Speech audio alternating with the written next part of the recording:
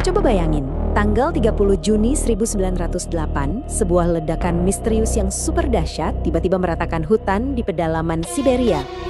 Anehnya, gak ada kawah, gak ada serpihan. Yang ada cuma misteri yang bikin para ilmuwan garuk-garuk kepala selama lebih dari 100 tahun. Yuk kita coba bedah bareng-bareng apa yang sebenarnya terjadi hari itu.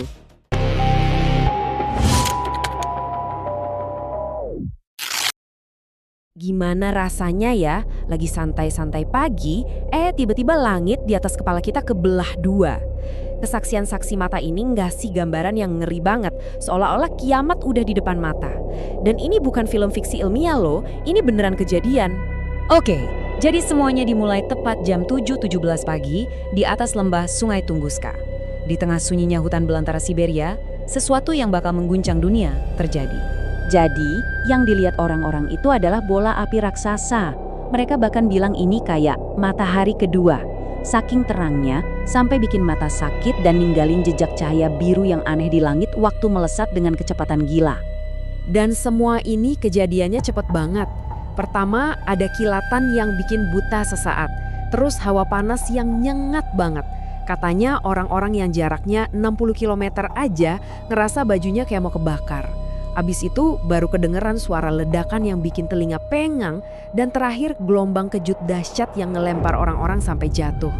Oke, sekarang kita lihat lebih dalam lagi dampak ledakan mengerikan ini. Dampaknya ini bukan cuma di Siberia, tapi percaya nggak percaya, kerasa di seluruh planet kita. Ini tuh bukan cuma masalah lokal loh, getarannya sampai kerekam di Inggris sama Amerika. Terus, observatorium juga nyatat ada badai magnetik paling kuat sepanjang sejarah. Nah, ini yang aneh. Badai ini bikin fenomena malam putih di Eropa.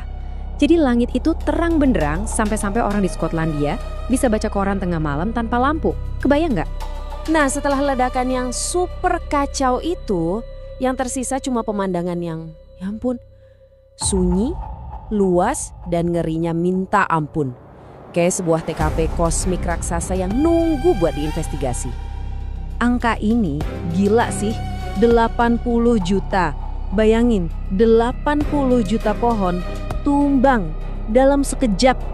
Skala kerusakannya itu masif banget ya, mencakup area seluas kota modern Tokyo. Tapi, yang bikin tambah aneh itu polanya. Pohon-pohonnya itu nggak tumbang sembarangan, semuanya rebah dengan rapi ngejauhin satu titik pusat. Persis kayak jari-jari di roda sepeda raksasa. Nah, disinilah kita masuk ke teka-teki utamanya. Petunjuk yang bikin peristiwa Tunguska ini bukan sekedar bencana biasa, tapi jadi misteri sains yang umurnya udah seabad lebih.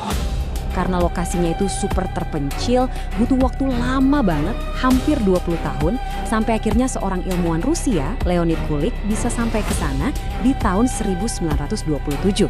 Perjalanannya susah banget, tapi penemuannya, wah, itu yang bikin semua orang kaget. Jadi, di titik nolnya, di pusat ledakannya, Kulik nemuin sesuatu yang ganjil banget. Bukannya kawah, dia malah lihat pohon-pohon masih berdiri tegak. Tapi, kondisinya hangus dan semua cabangnya rontok. Jadi kayak tiang telegraf doang. Ini petunjuk paling penting. Ledakannya itu bukan nabrak tanah, tapi datang dari atas. Nah, ini dia nih masalahnya. Kalau meteor biasa jatuh, pasti ninggalin kawah gede sama serpihan-serpihannya kan? Tapi di Tunguska, timnya Kulik nggak nemuin kawah, nggak nemuin serpihan, kosong, nggak ada jejak sama sekali dari benda yang seharusnya nabrak bumi. Jadi pertanyaannya, kalau benda itu nggak nabrak tanah, terus kemana perginya? Aneh banget kan, sebuah objek dengan kekuatan sebesar itu masuk ke atmosfer kita, meledak, tapi nggak ninggalin jejak fisik sama sekali. Terus apa dong itu? Oke, yuk kita coba periksa dua tersangka utama di kasus kosmik ini. Para ilmuwan tuh pada dasarnya kebagi dua kubu. Tim asteroid yang isinya batu-batuan sama tim komet yang isinya es. Oke, kita lihat teori asteroid dulu. Teori ini bisa ngejelasin kenapa ledakannya dahsyat banget. Tapi pertanyaannya, kenapa nggak ada serpihan sama sekali? Aneh. Terus ada teori komet.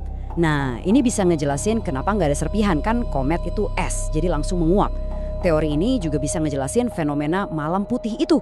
Cuma masalahnya model komputer nunjukin kalau komet es itu kayaknya bakal hancur di ketinggian yang lebih tinggi deh. Jadi nggak mungkin bisa bikin gelombang kejut sekuat itu di permukaan. Nah, karena nggak ada jawaban pasti dan bukti fisik juga minim, akhirnya muncul deh teori-teori yang lebih, imajinatif. Ada yang bilang itu pesawat alien meledak, ada juga yang nyalahin eksperimen rahasianya Nikola Tesla. Bahkan ada yang bilang itu letusan gas alam raksasa dari bawah tanah.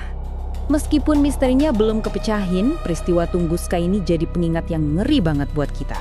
Tentang kekuatan kosmik yang ada di luar sana, dan kenapa ini masih relevan banget sampai sekarang. Biar kebayang seberapa kuat ledakannya, gini deh, kekuatannya itu 1000 kali lipat lebih dahsyat dari salah satu senjata paling ngeri yang pernah dibuat manusia.